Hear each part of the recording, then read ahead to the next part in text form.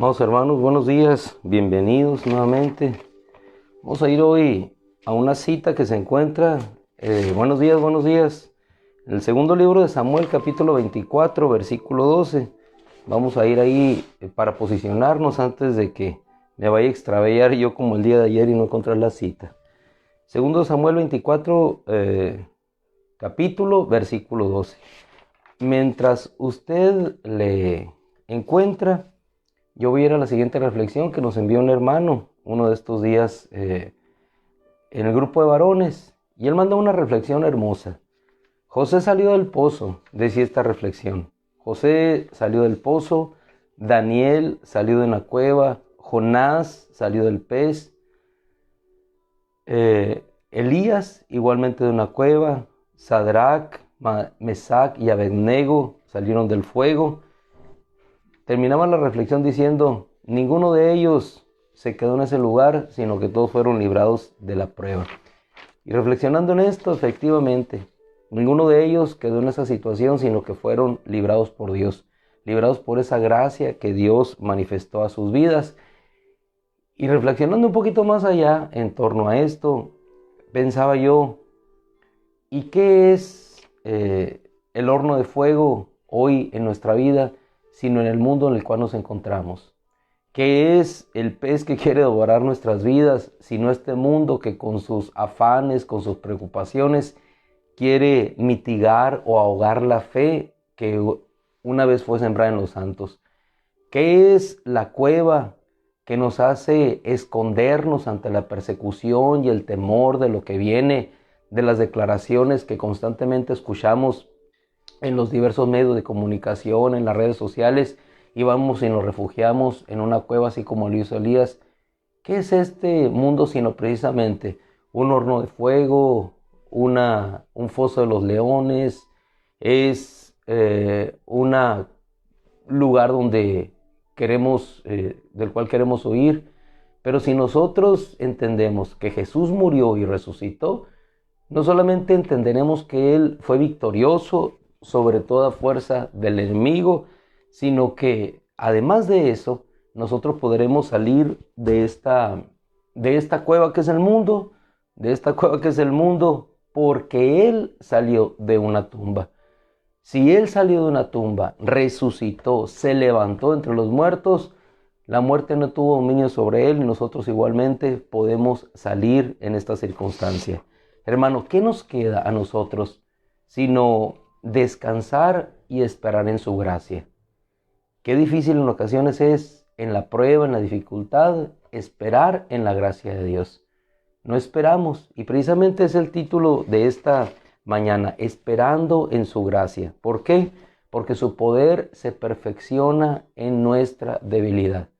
Vemos nosotros a Elías, un hombre sujeto a pasiones igual que nosotros, que en la revelación maravillosa de Dios que le dio en el Carmelo, él pudo experimentar en la gloria y el poder de Dios. Sin embargo, llevado por esa circunstancia de temor, tuvo que en cierto momento esperar en la gracia de Dios. ¿Esperar para qué? Para que Dios le alimentara por medio de cuervos, para que Dios le llevara alimento por medio de una viuda, y esperar a que nuevamente Dios pudiera manifestar su liberación y pudiera arrebatarlo y sacarlo de esta tierra.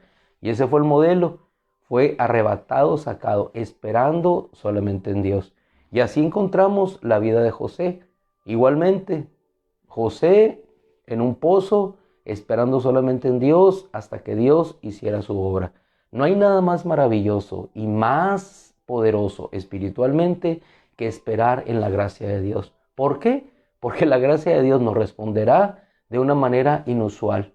Nos responderá, nos sacará del pozo, nos sacará del foso de los leones, nos sacará del vientre del pez, y no solamente eso, sino nos sacará de esta tierra.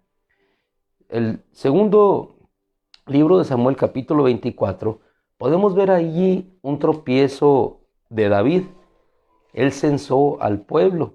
Sin embargo, veamos en el versículo 12 de este capítulo cómo David, conociendo a Dios, se acoge precisamente a esa gracia de Dios, a esa misericordia. Hermano, y esta mañana la intención de mi corazón es que podamos descansar en esa gracia, que no importa las espinas que estén vapuleando nuestro cuerpo, que no sea motivo los aguijones en nuestro cuerpo para dejar de dudar que la gracia de Dios habrá de manifestarse y que ese poder se manifiesta cada día en nosotros. David fue avisado por el profeta que le dice, versículo 12, ve a decir a David, el profeta Gad, había cometido un error, había censado al pueblo, era evidente que Dios no se había agradado de tal acción. Pero el profeta B le dice, enviado por el Señor, así dice Yahweh, traeré contra ti 3 calamidades. Escoge una y yo te la haré. Escoge 3 calamidades, escoge una. No había duda de que el pecado, la falta, habría de tener su consecuencia. Efectivamente, sus acciones traerían una justa retribución, no solamente a él, sino a su pueblo. Y David lo reconoció. Escoge, le dijo el Señor, escoge. Pero vamos a ver, no lo que el Señor dijo, sino el conocimiento que David tenía del Señor y cómo se acogió a esa gracia y a esa misericordia. No decidió él, sino él sabía que cualquier decisión que él tomara nunca sería mejor que la decisión que Dios tomara sobre su vida o sobre aquello que él había estado haciendo. Continúa la escritura, dice, vino pues el profeta Gad ante David y le dijo, versículo 13, que te sobrevengan 7 años, son las 3 cosas, que te sobrevengan 7 años de hambre en tu tierra, o que huyas 3 meses delante de tu adversario y que él te persiga, o que haya 3 días de mortandad en tu tierra.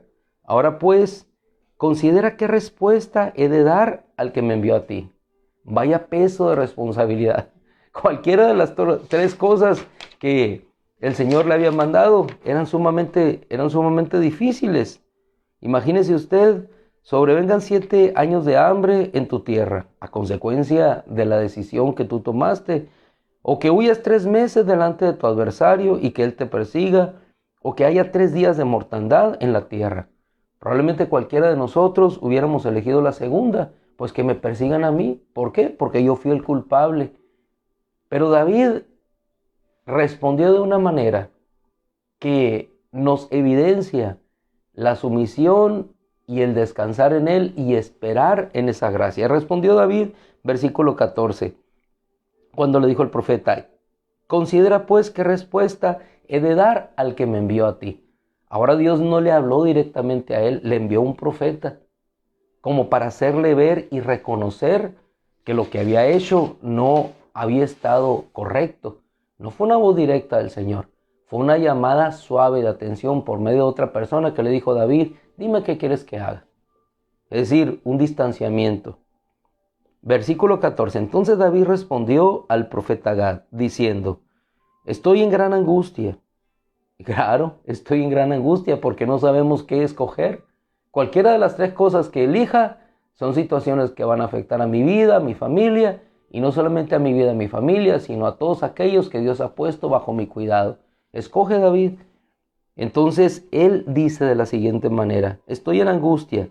Es mejor para nosotros ser entregados en manos de Yahweh nuestro Dios, porque grandes son sus misericordias, que ser entregado en manos de los hombres. ¿Qué dice él? Me acojo a tu gracia. Señor, yo no decido, que sea tu bondad y tu gracia la que manifieste lo que es mejor para nosotros. Cualquiera de las 3 cosas se van a ejecutar. Pero Señor, yo sé que la que tú decías, aunque es afectiva, afectará de afectación para mi pueblo, de todas maneras, esa será la mejor. Es decir, se encomienda a la gracia, esperando que de la gracia de Dios venga lo mejor. Y lo que vino, pues obviamente no fue nada saludable para su pueblo. Vino una mortandad, pero cuando el Señor vio que era suficiente, esa mortandad allí se detuvo. Hermanos amados, cuando nosotros nos vamos a reflexionar en este sentido, podemos ver cómo lo mejor en nuestra vida es descansar en esa gracia, descansar en que Dios haga lo que tiene que hacer. ¿Por qué? Porque la gracia, en un momento de nuestra vida, la gracia de Dios llegará y nos responderá. Cuando nosotros nos trasladamos al Evangelio de Juan capítulo 9 y a Hechos capítulo 3, podemos ver allí dos casos, cómo la gracia de Dios llega y se revela a la vida. En el primero de los casos, a un hombre ciego desde el vientre de su madre. No había posibilidad de que pudiera ver, no era consecuencia del pecado, el Señor lo estableció, ni este pecó ni sus padres para que naciera en esta condición. Sin embargo, estaba allí, pero llegó un día en que aquella espera terminó. Él nunca esperó que su vida cambiaría de un momento a otro. Aguardando en un templo, pidiendo limosna, nunca pensó que aquella espera terminaría. ¿Cuántas veces aquel hombre pidió a Dios el regreso de su vista y nunca sucedió? No había ninguna culpa en él, no había culpa en sus padres, simplemente estaba así para que se manifestaran las obras de Dios. Y en ese caso particular fue Jesús directamente el que llegó a él y cambió su vida. Aquella espera, aquel momento de aflicción, aquella enfermedad de ceguera durante tantos años desapareció al momento en que Jesús vino a su vida. En Hechos capítulo 3 podemos encontrar igualmente un hombre, pero cojo desde el vientre de su madre. Igualmente pidiendo limosna en aquel templo de la Hermosa, cuando de pronto ya no llega Jesús, no llega Él presencialmente. En el primer caso llegó Jesús físicamente, presencialmente. Pero en este caso ya no llega Jesús, pero llega la autoridad en el nombre de Jesús. En uno y otro caso, la presencia del Señor ahí estaba. Presencialmente o con la autoridad de su nombre, llegó y le dijeron: no tengo plata ni oro, lo que tengo te doy. En el nombre de Jesucristo de Nazaret, levántate y anda. En ambos casos, Hechos 9 y Hechos capítulo 3, la espera terminó. La gracia de Dios se reveló hacia aquellos hombres.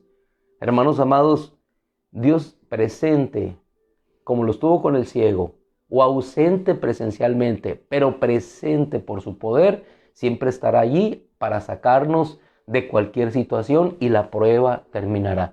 ¿Cuándo terminará? No lo sabemos. Lo único que sí debemos de estar seguros es que esperando en esa gracia, Dios nos responderá. ¿Qué nos resta a nosotros sino esperar pacientemente? ¿Qué nos resta a nosotros sino descansar en que algún día, después de nuestra súplica, Dios nos responderá? Hay un salmo, precisamente el Salmo de David, experimentando esa gracia de Dios que puede expresar. Salmo 40, versículo 1, con esto finalizamos, llevándonos esta mañana en nuestro corazón el hecho de que no importa las espinas que traigamos, no importa la prueba difícil que estemos viviendo o no importa la bonanza en la que estemos, siempre debemos estar confiados, esperando en esa gracia de Dios que cada día se revela de una manera diferente.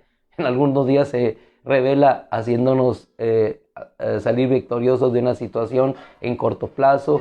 Algunas solamente se revela dándonos consuelo en nuestra vida, dándonos esperanza. Algunos días solamente se revela haciéndonos caer en esa firmeza de la promesa, como en la que cayó Simeón, que sabía que la promesa de Dios se cumpliría. Algunos días solamente está en la espera de lo que Dios va a suceder, como en el naufragio aquel que aconteció con Pablo, esperando solamente en que Dios revele y mande una respuesta para nuestra vida. ¿Qué necesitamos hacer? Lo que muchas veces no hacemos: esperar pacientemente a que la gracia de Dios llegue a nuestra vida. Así como esperó el ciego y llegó el Señor, así como llegó aquel cojo sin que él lo esperara y la gracia le alcanzó. Esa es la gracia de Dios, que llega cuando menos lo esperamos, que llega cuando pensamos que nunca va a llegar, que llega y hace desaparecer los males cuando nosotros pensamos que nunca se van a ir, que llega y cambia la vida de nuestros hijos, la vida de nuestra nación, la vida de la congregación, nuestras propias vidas, cuando pensamos que nada puede cambiar. Salmo 40. Pacientemente esperé a Yahweh, pacientemente. Esperar en la gracia con paciencia es lo mejor que nosotros podemos hacer. Pacientemente esperé a Yahweh. Él se volvió a mí. Él se volvió a mí. Hermano, en la gracia siempre Dios se vuelve hacia nosotros y es algo que nunca debemos de dudar. Él se volvió a mí y puso atención a mi súplica. Me sacó del pozo de la depresión. David deprimido, sí, David me sacó del pozo de la depresión. Decía nuestro hermano Mario cuando mandaba esta reflexión: José salió del pozo, Daniel de la cueva, Jonás del pez, Elías de una cueva, Sadrach, Mesac del fuego. Nuestro Señor salió de una cueva que le quiso retener. Nosotros saldremos igualmente. ¿Qué hay que hacer? Esperar pacientemente a que el Espíritu de Dios levante nuestra situación, así como levantó a Jesús de entre los muertos. Me sacó del pozo de la depresión. Estas palabras, se volvió, me sacó del pozo de la depresión, del fango de la desolación, el fango que te llena, que no te deja ver, de la desolación, desolado, no hay esperanza, no hay vida. Pues de allí lo sacó el Señor a David. Me sacó del pozo de la depresión, del fango de la desolación. Sobre una roca me puso mis pies y afirmó mis pasos. Puso un cántico nuevo en mi boca, una alabanza a Dios, para que muchos vean y se regocijen y pongan su confianza en Yahweh. Dichoso el hombre que pone su confianza en Yahweh. Muchas son las cosas que Yahweh ha hecho por nosotros. Tus portentos y tus cuidados han estado sobre nosotros y no hay nadie como tú. Efectivamente, hermano David, si él nos pudiera escuchar, nosotros le diríamos: efectivamente, tus portentos y tus cuidados han estado sobre nosotros. ¿Por qué? Porque cada día, mi hermano, hermana amada, su gracia es suficiente para hacernos caminar en la fortaleza. Por eso nos gozaremos en nuestras debilidades, para que repose en cada uno de nosotros el poder del Cristo. Así es que, animados y fortalecidos nuevamente, avancemos en esa gracia de Dios, acogiéndonos a esa misericordia que definitivamente traerá lo mejor para nuestra vida, y esa gracia que llegará, así como llegó con el ciego, así como llegó con el cojo, igualmente cojo desde el vientre de su madre, aquel templo de la hermosa. Lo único que nosotros necesitamos hacer, acercarnos a Dios. Acércate a Dios, acércate al templo, acércate a Dios, y en ese momento, cuando menos lo esperes, Dios llegará a tu vida. En el nombre de Jesús terminamos por la victoria de Cristo. Celebramos este nuevo día en victoria, en fortaleza, con alegría, elevando un cántico en nuestra boca hacia el Dios de los cielos. Amado hermano, nos retiramos. Que la gracia del Señor te bendiga en el nombre de Cristo Jesús. Gracias, Padre, en el nombre de Jesús. En el nombre de Cristo Jesús, Señor, te damos gracias. Bendícenos, Señor, en este día como siempre lo haces. Nos acogemos a tu gracia, Señor, a tu bondad y a tu misericordia. Descansamos, Padre, sabiendo que no hay nada mejor que estar en tu presencia. Descansar en esa gracia, y acogidos a esa gracia, Señor, podemos caminar claros, firmes, sacándonos tú de la depresión, del fango, de la desolación, poniendo nuestros pies sobre una roca y haciéndolos firmes en el caminar hacia el propósito que tú tienes. ¿Por qué, Señor? Porque decía nuestro hermano David: porque tus cuidados, tus maravillas, tus portentos han sido siempre sobre nuestra vida. Gracias, Padre. Nos despedimos glorificando tu nombre y cantando alegremente tus alabanzas, Señor. Gracias. Amén, Señor. Mis amados hermanos, que Dios los bendiga. Oramos unos por otros. Les ruego pedir por nuestro hermano Julio Villarreal, Katy. Se infectaron de COVID, gracias a Dios lo están superando. Hoy por la mañana me ponía un mensaje que daba gracias a Dios, y yo le decía: voy a ponerlo con los hermanos para que todos estemos orando, pidiendo por ellos. Así es que en el nombre de Jesucristo, que esa gracia les alcance, al igual que nos alcanzó a muchos de nosotros. El Señor los bendiga. Buenos días, hermanos. Que tengan un día de victoria, como siempre, en Jesucristo.